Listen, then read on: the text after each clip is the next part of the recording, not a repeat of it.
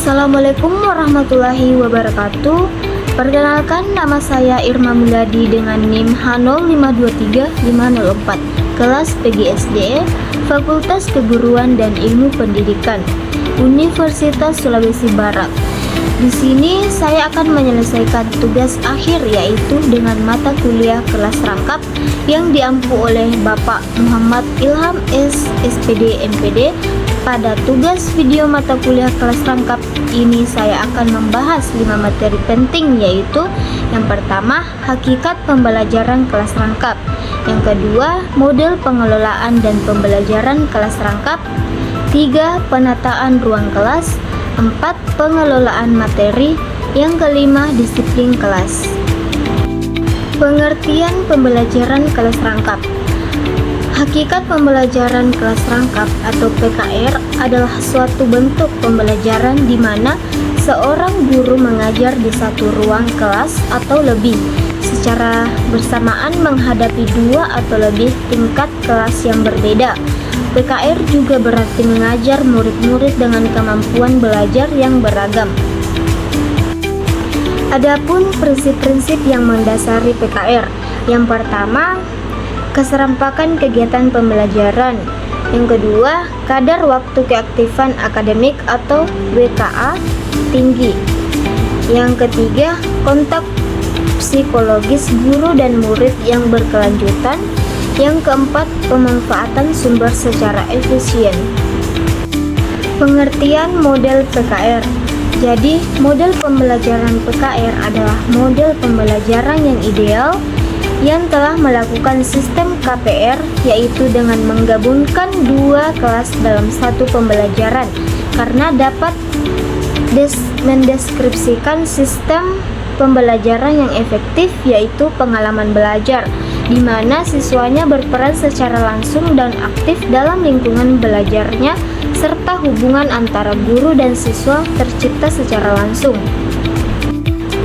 Adapun macam-macam model PKR. Yang pertama, PKR 221. Jadi 2 kelas, 2 mata pelajaran, 1 ruangan. Contohnya kelas 5 dan kelas 6 dengan mata pelajaran IPA dan IPS. Yang kedua, PKR 222. Ya, jadi 2 kelas, 2 mata pelajaran, 2 ruang. Contohnya kelas 3 dan 4 dengan mata pelajaran IPA dan IPS, di mana guru berpindah-pindah ruangan untuk mengajar. Yang ketiga, PKR 333. Jadi 3 kelas, 3 mata pelajaran, 3 ruangan. Contohnya kelas 4, 5, dan 6 dengan mata pelajaran yang berbeda-beda.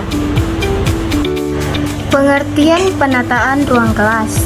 Jadi, penataan ruang kelas adalah upaya yang dilakukan oleh guru atau pendidik dalam mengatur dan merancang tata letak fisik di dalam kelas. Penataan kelas memerlukan perhatian dan perencanaan yang sungguh-sungguh dalam proses pembelajaran, yaitu yang pertama, penataan ruang, yang kedua, pengaturan denah, yang ketiga, penataan pajangan. Adapun hal-hal yang perlu diperhatikan dalam penataan ruang kelas, yaitu yang pertama, daerah pajangan, yang kedua, kemudahan bergerak, yang ketiga, sinar atau cahaya, yang keempat, panas dan ventilasi, kelima, papan tulis, yang keenam, bangku dan kursi, yang ketujuh, meja guru, yang kedelapan, sudut aktivitas. Adapun inti dari pengelolaan kelas, yaitu bagian A, kemampuan guru menata denah ruang kelas antara lain yang berhubungan dengan meja, papan tulis, sumber belajar, tempat penyimpanan bahan dan alat, dan pajangan kelas. Bagian B, memanfaatkan hasil karya murid untuk dipajangkan, dan ini akan meningkatkan karsa dan karya murid. Yang C, mencegah dan mengatasi masalah perilaku siswa dengan bijaksana dan adil. Pengelolaan murid. Jadi, pengelolaan murid adalah seluruh proses kegiatan yang direncanakan dan diusahakan secara sengaja, serta pembinaan secara kontinu terhadap seluruh peserta didik dalam lembaga pendidikan yang bersangkutan agar dapat mengikuti proses belajar mengajar dengan efektif.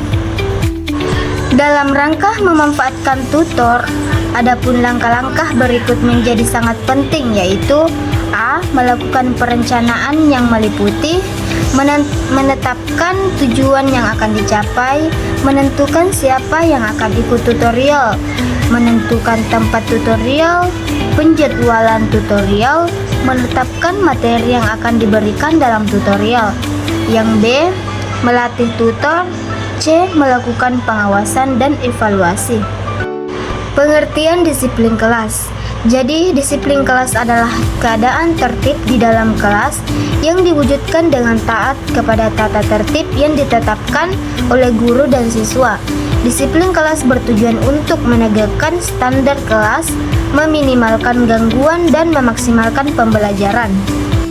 Adapun manfaat menerapkan kedisiplinan di sekolah, yaitu yang pertama, pembentukan karakter, yang kedua, meningkatkan prestasi akademik, yang ketiga, persiapan untuk masa depan, 4, menciptakan lingkungan belajar yang efektif, 5, meningkatkan citra sekolah.